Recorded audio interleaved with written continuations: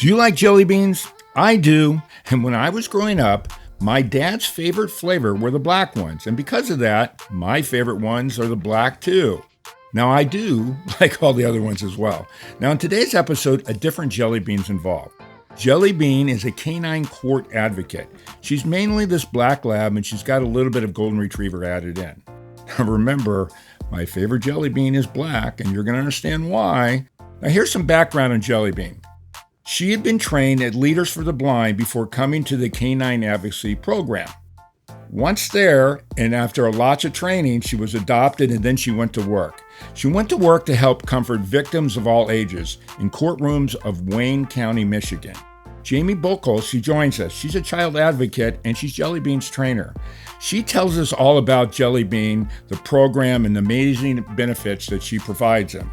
Imagine a child victim having to go to court to testify in front of everyone. Now just think about you and I. It's pretty terrifying, right? Now, how wonderful would it be to have the opportunity to have a best friend like JellyBean to be there with them and give them comfort and support? Pretty cool, right? Now, that's just one example of JellyBean's story. Guys, this is one of those heartwarming episodes, and I really can't wait for you to hear what Wayne County and JellyBean are doing for all these victims. This will be one of your favorite episodes, I'm sure of it. And perhaps you too will now think the black jelly beans are probably the best. We are supported by PrepVet, providing stem cell therapy for pets. As a pet lover, did you know your pet can benefit from the incredible healing power of stem cell therapy? Prep Therapy offers a groundbreaking solution taken right from your pet's own blood. Say goodbye to joint pain, arthritis, kidney and liver conditions, and more. They'll experience faster recovery, increased vitality, and extended quality of life without the need for surgery or harmful drugs. Put the wag back in their tail and discover Prep Therapy today at PrepVet.com. Save 10% with promo code FurRealPodcast, covered by most pet insurance. For real, for real, for real, for real, for real, for real, for real, for real, for real, for real, for real, for real, for real. Got a bunch of furry friends and I love them all the same. I'm an animal lover, veterinarian is the name. Let's share some pet stories from heartwarming to strange, losses and gains, from wacky to insane. For real. You're now tuned in to For Real with your host, Mark Kyle.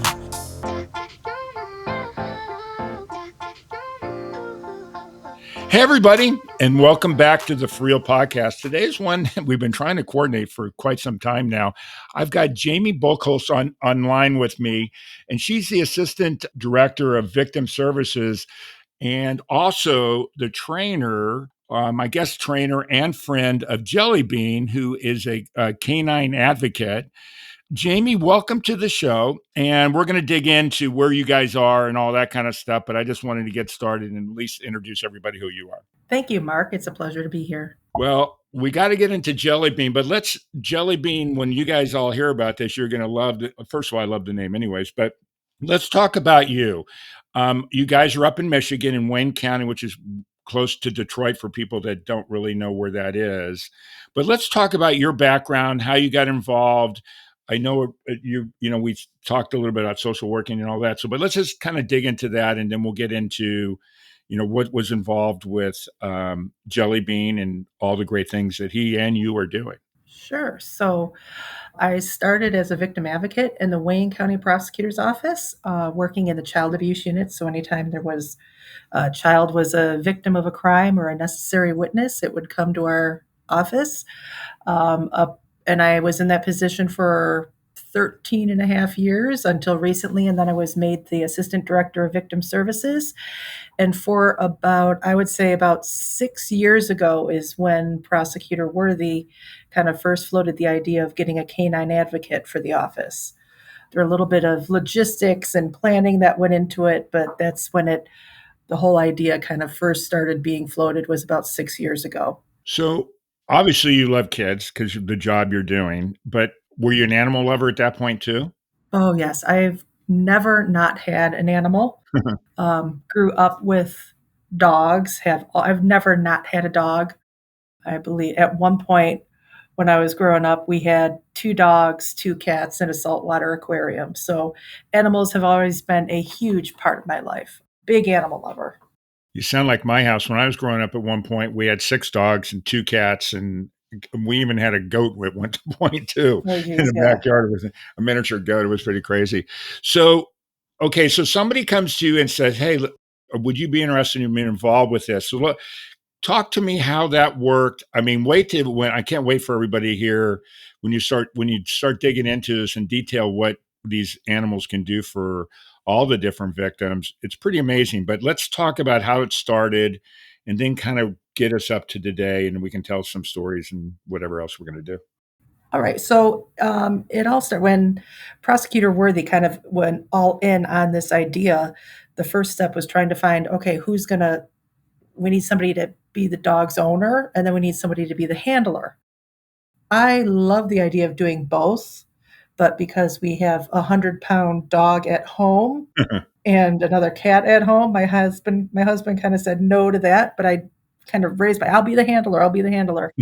And then we had another prosecutor here who agreed to be the owner. So as soon as we got that flushed out, then we kind of started looking at the logistics of getting a canine advocate in here. And then unfortunately, right around that time is when the pandemic hit, and that kind of brought everything to a screeching halt.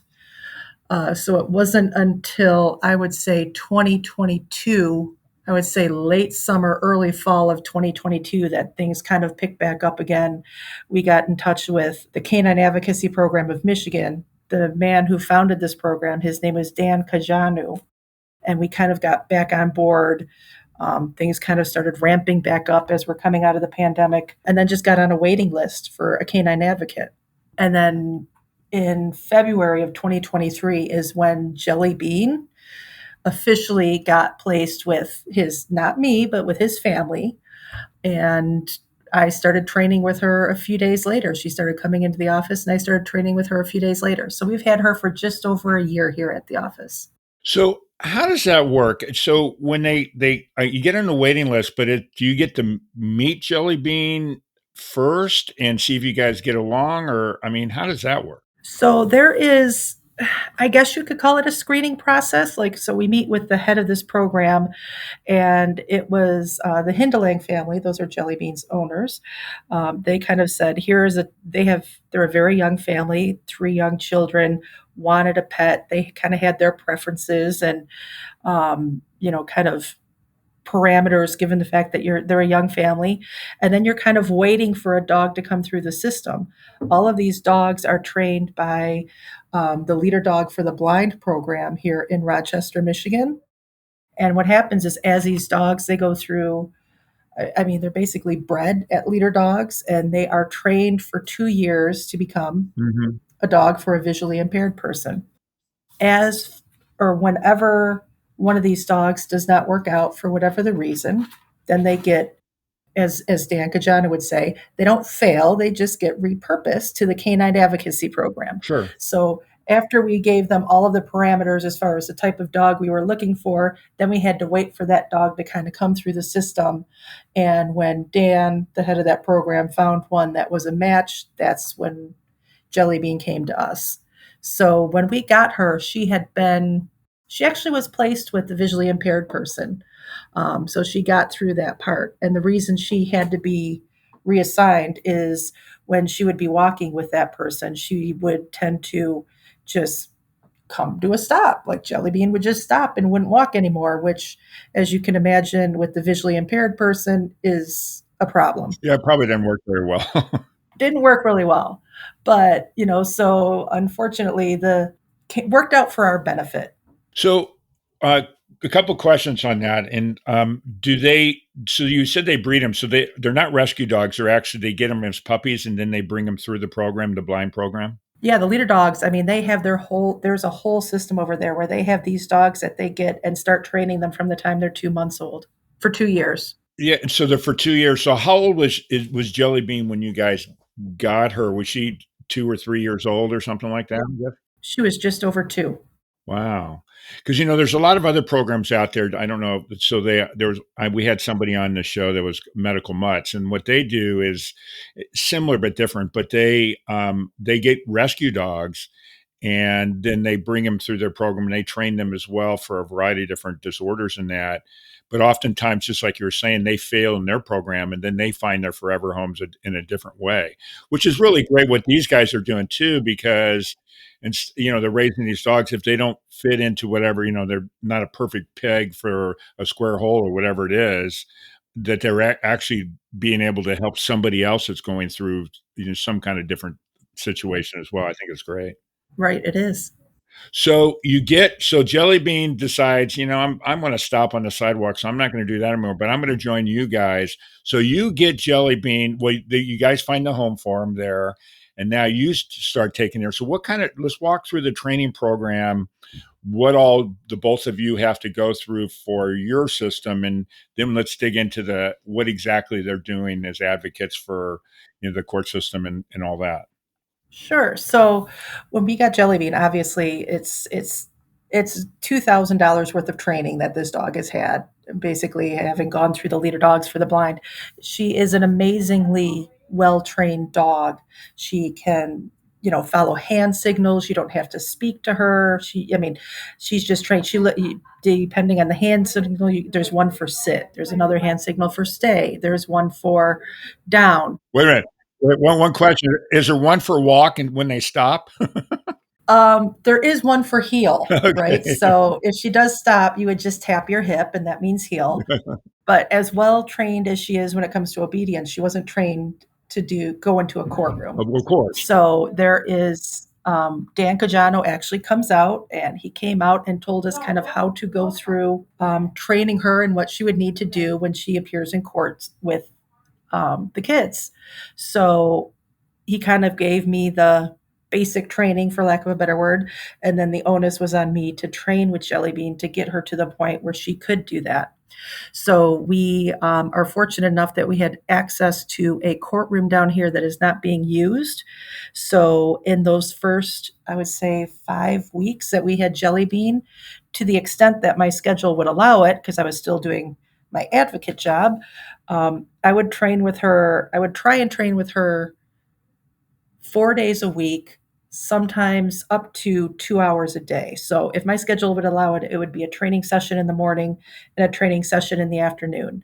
And it would consist of walking her into the courtroom and getting her to walk to the witness stand, get into a down position, and stay there without me ever having to say a word. Mm-hmm. And she has to stay there in that down position for an hour at a time. And she did really well. Now, she wasn't there when she first started, but after about 5 or 6 weeks of, again, doing this 1 to 2 times a day, 3 to 4 days a week, she got there after about 5 weeks. And then after that 5-week period, we called the head of the Canine Advocacy Program back, and JellyBean had her final exam. So he came in and watched me go through the motions, and not only in courtroom, but she had to stay in a down position while I would walk out of sight. She wouldn't be able to move.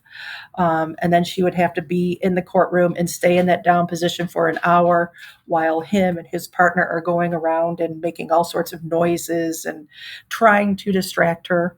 But she did great. She passed with flying colors, and ever since then, she's been, quote unquote, certified to be a canine advocate. Well, I'm certified in a different way, but anyway, that's pretty amazing. An hour is a long time. It is. It is. So when they're in court, and I know we're going to get into all the different things that she does and what other canines do. So basically, the court would do like a break if the court's longer than an hour. I guess typically a hearing's not much longer than an hour, but if it's longer than an hour, they just take a break, and then do you come back, or do they just do an hour at a time? How does that work?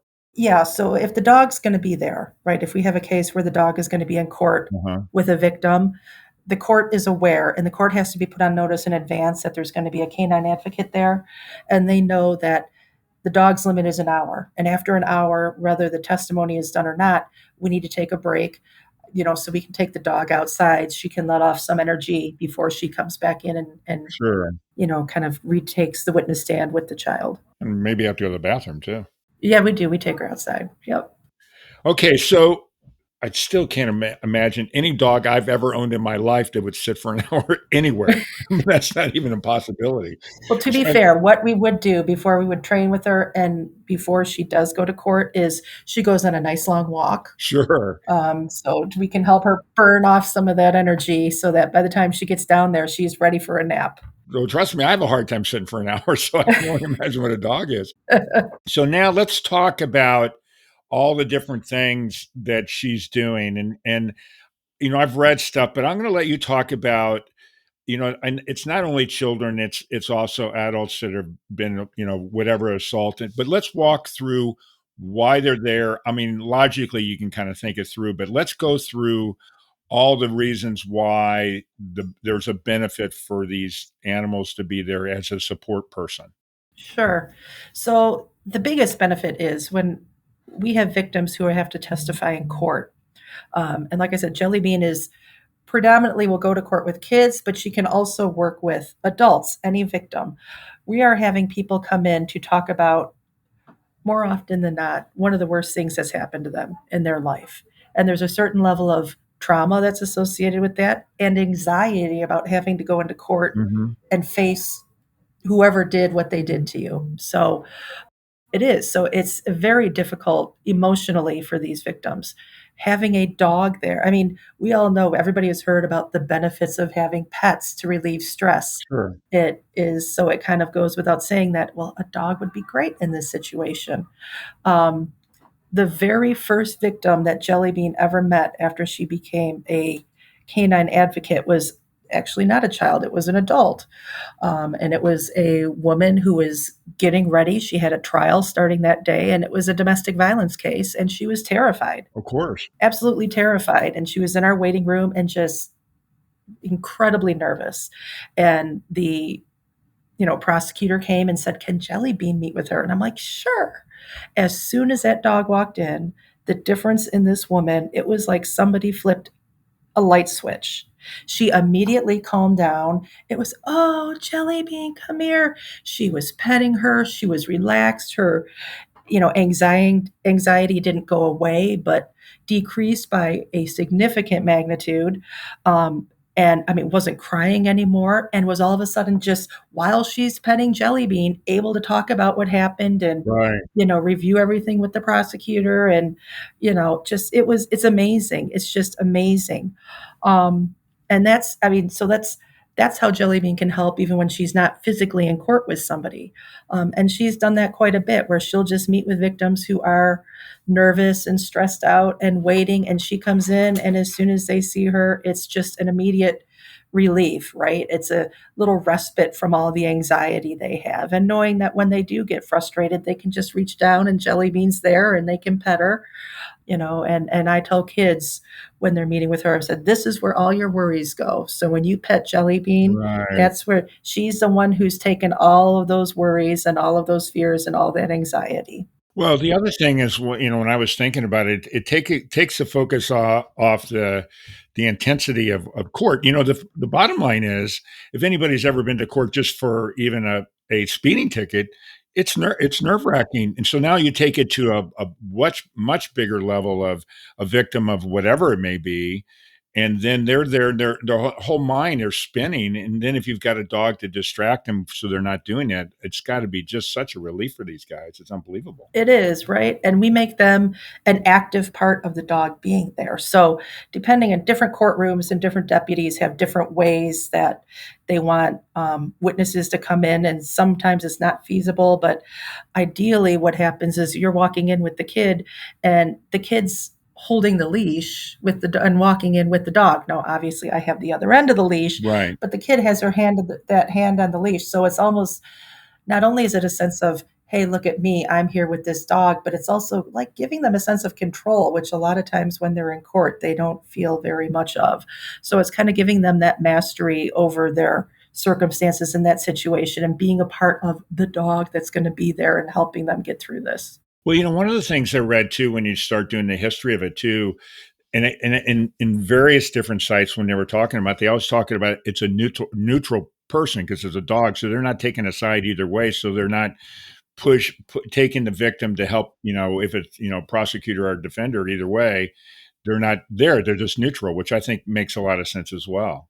Right. Yep. Yep. It does. It's literally, pun intended, no dog in this fight, right? It's just there, right? They're not one side or the other. They're not the ones that are there making you have to talk about this or putting you in this position. They're just there, and their only purpose for being there is for you, is for that person. Yeah, and one of the things that when I was reading too, it's not always necessarily a trial; it's pre-trial things, a variety of different other places where they come to. Can you dig into that a little bit? Well, all the different places where JellyBean may be an assistant, assist as well. So, anytime somebody would have to testify, now in Michigan, the statute in the state of Michigan says can be in court with anyone who's under the age of 16. Right. So, and there's two instances when victims would potentially have to testify. The first one is at a preliminary exam in a district court, Hmm. and then the second time would be at a jury trial. So Jellybean can go to it. Now, she has not been to a preliminary exam, but she can go to preliminary exams if she wants to. And there are a lot of canine advocates in Michigan who have been to preliminary exams. So she would go to those preliminary exams in the district court while the child is testifying there. She could testify at trial, but also whenever we do pretrial interviews, whenever there's a circumstance where, and a pretrial interview meaning we're meeting with somebody in advance of a trial just to review what's going to happen and what to expect in this, whenever the victim is there in person, that's an opportunity for JellyBean to be there and assist. Well, one of the things that I saw too is, even walking into a courtroom is nerve-wracking, right? Because you're in an environment you're not used to. There's a lot of pressure on you, regardless of what it is. And just them walking in with the people that are going to be testifying or whatever as a witness, just that in itself is calming. It is. Yep, it is. And especially, like I said, when you let them hold that leash as they're walking in there, it gives them something to focus on other than, and especially with kids, walking into this huge room with a judge and a jury, and it gives them something to distract themselves and focus on other than kind of the enormity of the moment. Okay, so going back to the law of Michigan, any victim under 16, but are they not allowed, like they are in some states, to go with an adult in there? Or how does that, what does that mean specifically? Ultimately, it's up to the judge, right? I mean, Okay, judges are going to do what judges are going to do. right. There's some instances when, even though that's what the statute is, the judge is like, no, there's not going to be a dog in the courtroom. And we could argue it till we're blue in the face, or at some point in time, you're just like, well, the judge is going to do what the judge is going to do. Is this something that we want to make an appellate issue out of, or Mhm. no? At that point in time, you're just, so if there's an instance where there is an adult who would benefit, and sometimes there is, especially if you have incredibly nervous people, Sure. or if the trauma has been severe, or sometimes you'll have developmentally disabled people, you can ask the judge. It's up to the judge to say, hey, I know what the statute is, but I'm going to allow it in this instance. I don't know why you wouldn't. And what difference would it make? You would want it. You would think that any judge would want, again, there's a judge, but you would think any judge would want it to be as fair and as easy on the witness as possible. Because one of the things I read and I don't know if you guys have had that situation there, but when you're a witness to homicide, I mean, I can't imagine how nervous you would want to be coming in there to testify against somebody that if you witness them, you may not know them very well, but you know who they are. Right, right, It's crazy. right. Oh, I agree. I totally agree. But that is what it is. And like I said, I tell prosecutors all the time, that's what the statute is, but that doesn't stop you from asking the judge, and the judge can make a decision that, because judges can do kind of sometimes what they're going to do. So you can ask the judge, and if the judge wants to make a good finding as to why he's going to allow this or not allow this, then, they can do that. It is what it is. Well, they're the boss. They are. So, one of the things when I was reading on this stuff, so they've documented where they had dogs in a court situation as early as 1989, but in 2003, 2004 is when it really became organization. And one of the things that I read too is now there's, I think, over 140 or 150 dogs now in across the US in 30 to 40 states that are now doing this. I mean, can you talk to I mean, we've talked about the benefits, but from your personal experience, for your program there, so we can be an advocate for this, because to me, it's logical. Um, the benefits and why this program should be supported in Michigan and then across the US, and why that is other than what we've just covered. Well, my opinion. I mean, well, you're firsthand, so you can attest to it. I can just look in, logically it makes sense, but you firsthand, let's talk a little bit about that. I think it is so difficult what we ask these victims to do. Um, we are asking them to come in, and especially child victims, we are asking them to come in, sit across from the person who did whatever it is they did to them. Right. Sometimes it's a parent, sometimes it's a family member, it can be a stranger, but we're asking a young person to come in and talk about something that would be incredibly difficult for an adult to do. And we're asking them to testify about this in an open court in front of 14, 12 will deliberate, but we usually pick 14 jurors. It's incredibly difficult. And if there's anything we can do to make this easier on them, to help alleviate some of the anxiety and the stress to do it, why on earth wouldn't we do this? Right.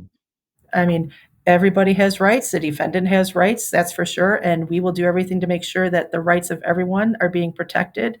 But if there's something we can do to help these vulnerable victims get through this experience, then why wouldn't we?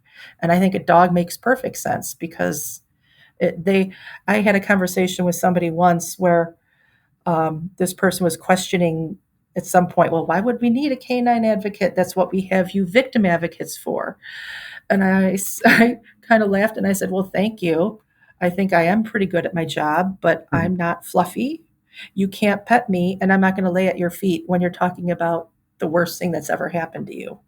So that's a level of comfort and reassurance that nobody can provide other than an animal advocate, or in this instance, a canine advocate. So why would we not take measures to do what we can to make this, it'll never be easy, but easier. Well, it's funny is, I've in this in a business world, but I remember talking to a man one time and we're talking about a product, and it was a really good product. And he says, I can always be better. And so you would think that you would always be striving to have the best program that you could have to get justice in the best way you could. Right. So let's talk about funding and how that is, because obviously, how that works, how you guys are able to fund it is because obviously I would assume that dogs typically aren't in the budget. They're not. So how does that work? Do you know? So I know that there are funds that are available to help offset the cost, but I honestly, that is above my pay grade. I can't speak a lot to, I know there's money available, but where does it come from? Is it part of the budget? Is it that I can't speak to? I do know that there are some monies that are there as a part of the budget, but I can't speak to exactly how much or where specifically it comes from or this, that, the other. But I do know that there are monies available. Well, the reason why I bring it up is that because I'm based on what I've read and of course talking to you guys off the recording and finding out about this thing, I'm a huge supporter of this. Especially I love kids and want to make it Right. easy as possible for a kid, especially a kid that's been victimized and gone through major trauma. Any way that can help you guys get the support financially to grow the program. It seems to me that whatever we can do for the powers that be and wherever that money comes in from is hopefully get the word out there how important this is for victims. Right. Yeah. So is there anything else that you would like to cover that we didn't cover about, is there any like one story in particular, without obviously giving details because we don't want to get into that you can think of that really made a difference by having a canine there? Just kind of a like a heartwarming story or anything like that you can think of? Oh, well, there's a lot. So where do you start?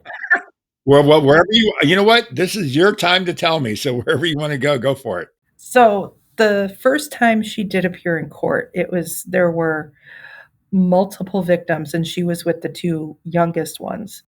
And they walked in and sat down, and this is an instance because of how they had us come in. They weren't the child wasn't able to walk with the leash, but she sat down, and as soon as she sat down, she was shaking like a leaf.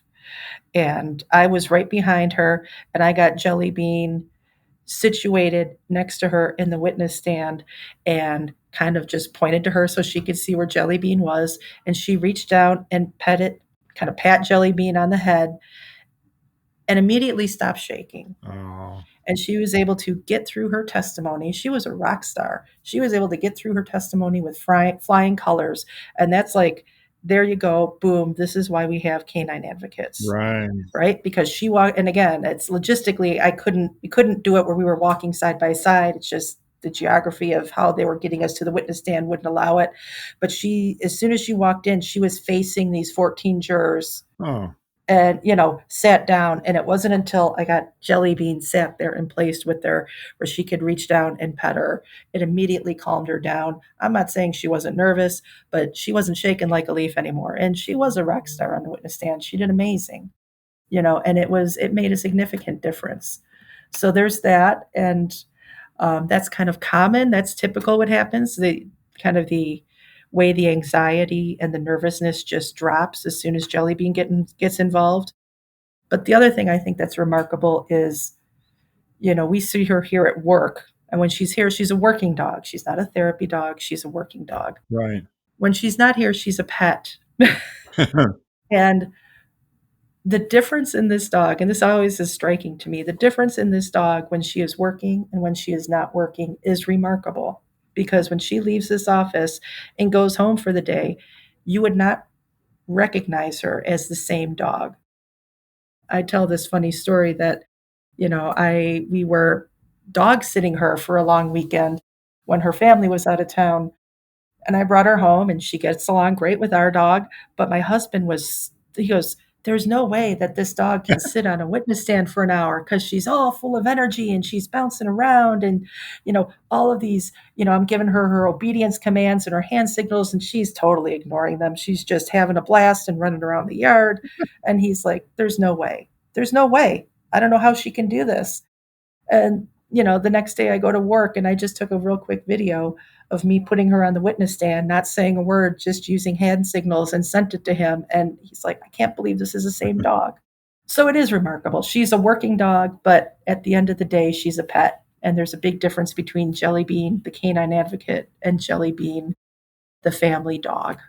Well, you should see the big smile on my face right now, first off, but don't see that. It's funny is because basically she wakes up in the morning like the rest of us our people. I wouldn't call myself an adult, but people. And we wake up in the morning and we put on our work clothes and we go to work and we're working. So she's getting up in the morning saying, okay, time to go to work. And then she Right. comes home and it's time to play. That's pretty great. Yep. And she's in a house with 3 kids too. Oh, yeah. She got 3 boys that keep her busy. 3 little ones. That's awesome. So, probably if she's sitting around for an hour at a time like that anyway, she's probably got a lot of built up energy to burn anyways. She does. Yeah, she does. And I make sure to try and make it a point to take her for a couple longer walks every day. And then if, kind of time allows it, we have a large conference room on one of the floors of our offices. And I'll just go in there and shut the door and get her favorite toy. And we play fetch and just allow her to burn off some of that energy. Because she is a dog. It's hard. I mean, especially where I have her, I don't even have an office. I'm in a cube. So I have a gate at the front of my cube. So she is in a very confined space for, if she's not in court for large chunks of the day. So we have to find ways to keep her exercised and keep her from getting too bored. Okay, 2 quick questions, and then if you've got anything else, you can add it. So, first of all, what kind of dog is she? What breed? So when we got her, they say that she is a mix of black lab and golden retriever. When I look at her, I see 100% black lab. Oh, that's funny. So like if you saw a picture of her, you would never know that there's any golden retriever in her, but that's what they told us. Well, my favorite jelly bean is a black jelly bean. So Yeah, there you go. there you go. So one other questions for you that I was thinking about when you were talking. So when you take that break in an hour and you got to come back, do the victims or the witnesses that are hanging with her, do they ever go with you on the walk, or do they stay at the courtyard? Do they ever want to come with her just to hang out? Typically, they don't, and there's a number of Uh-huh. reasons why. Most of them are legal reasons why they won't. If they're in the middle of their testimony, Uh-huh. I don't wanna do anything that's going to Sure. call into question what was I doing with this victim while they were on break. So typically, no, I'll just take the dog outside, let her use the bathroom, take her for a quick walk to burn off some energy. So typically, no, I wouldn't be with them. So as you can probably tell, I still have a little kid in me, and I'm totally thinking, okay, if I'm sitting there and it's time to go to break, I'm going with Jelly Bean. That's where I'm going to go. I'm going to do my thing. Right. Okay, well, is there anything else you want to bring up? Because I know you're busy, and I know that we've tried to coordinate this thing, and I don't want to take any more time than I can. I could talk about Jelly Bean. Jelly Bean's my hero, so I could talk for as long as you want. But is there anything else you want to bring up that we didn't cover, or are we good to go? I think we're good, and I just wanna thank you for, kinda having us be a part of this and bringing attention to canine advocates. In my opinion, there's no such thing as too many canine advocates in the criminal justice system. So thank you for bringing attention to it. Well, thank you for taking the time. But now I got to torch you a little bit because, as I forewarned you guys, I always like to tell a silly animal joke at the end. And I've got one for you. And let's see if you can kind of guess what we're going to say. And I know everybody else that listens all the time, they're cringing and go, here he goes again. But so here's my joke of the day. So, why did the Dalmatian go to the eye doctor? Hmm. Why did the Dalmatian go to the eye? I don't know. Why did the Dalmatian go to the eye doctor? Because he kept seeing spots. Yeah.